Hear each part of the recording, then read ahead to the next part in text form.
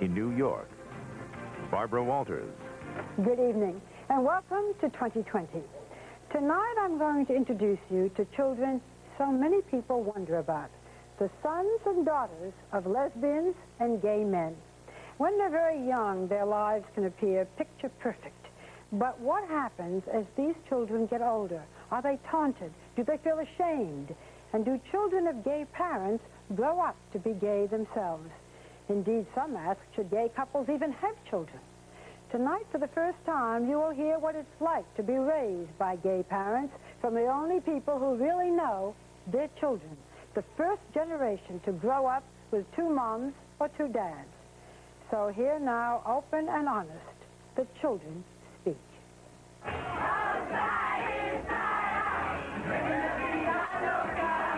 Meet 17-year-old Danielle of Tacoma Park, Maryland, out for a night of dancing with friends last summer while on vacation with her family on Cape Cod.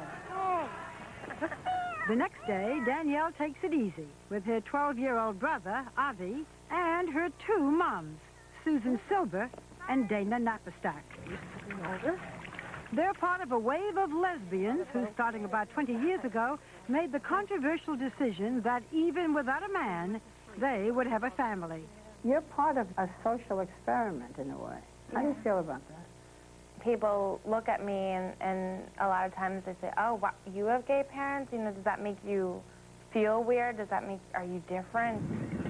Alex Tinker of Portland, Oregon, also 17, says he's faced the same questions and worse. He's also been raised by gay parents, his mom, Bonnie, and her partner of 23 years, Sarah Graham. He says the teasing at school has at times been vicious. What do they say? Fairy, sissy boy, you know, your mom's a leslie, she's a fag, she's a dyke, you know, all the buzzwords. What did you do with all that?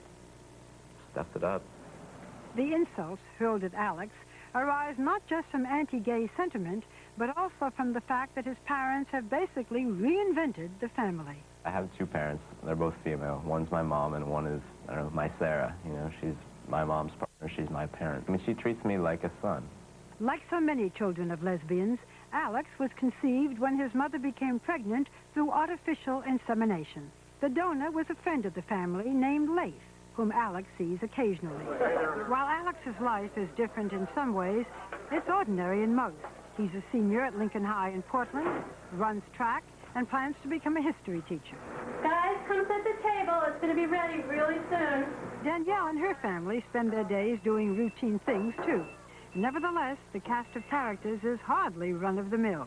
Describe your family. Okay. I have two moms and two dads, and my mothers met and fell in love before I was born.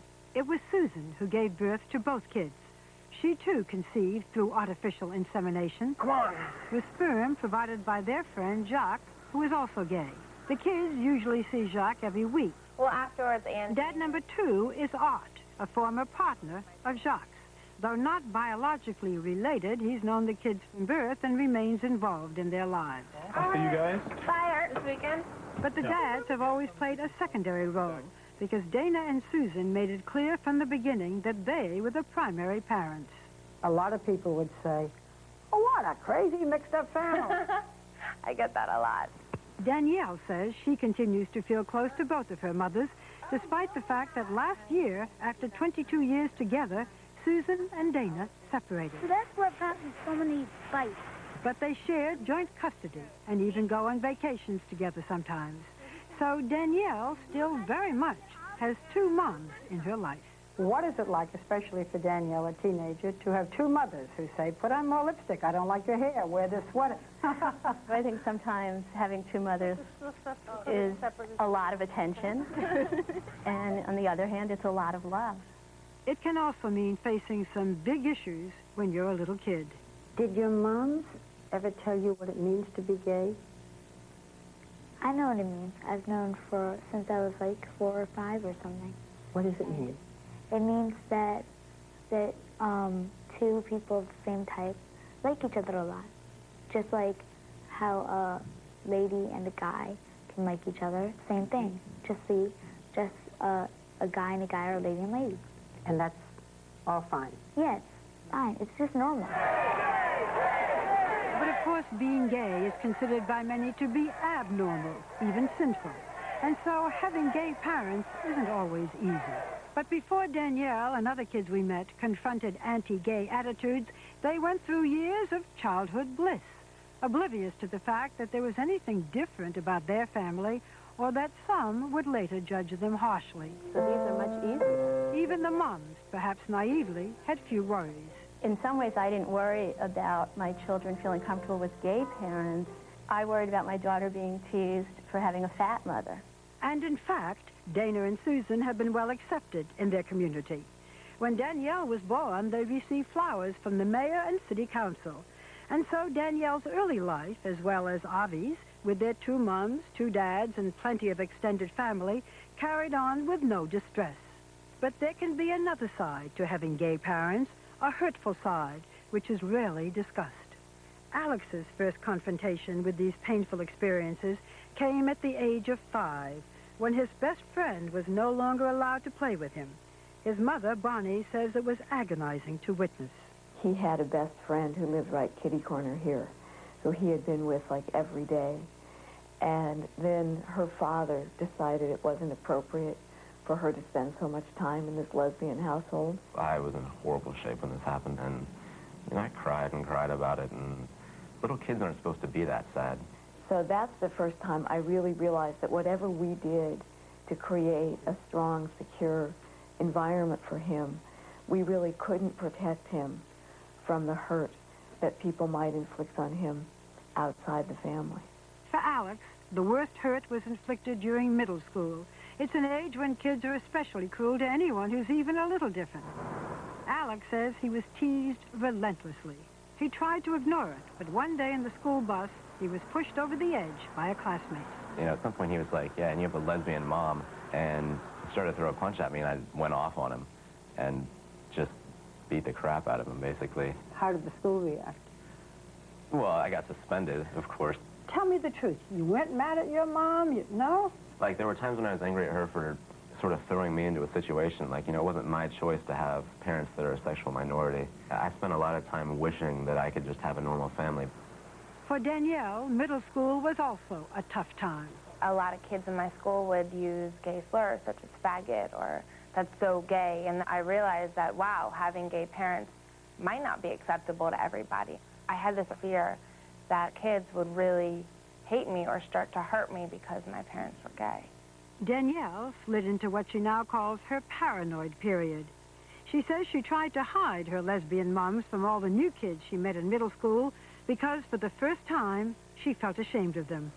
Her best friend, Michelle DeSimone, saw Danielle's mood change dramatically. It was, I think, the darkest time in which I've ever known her.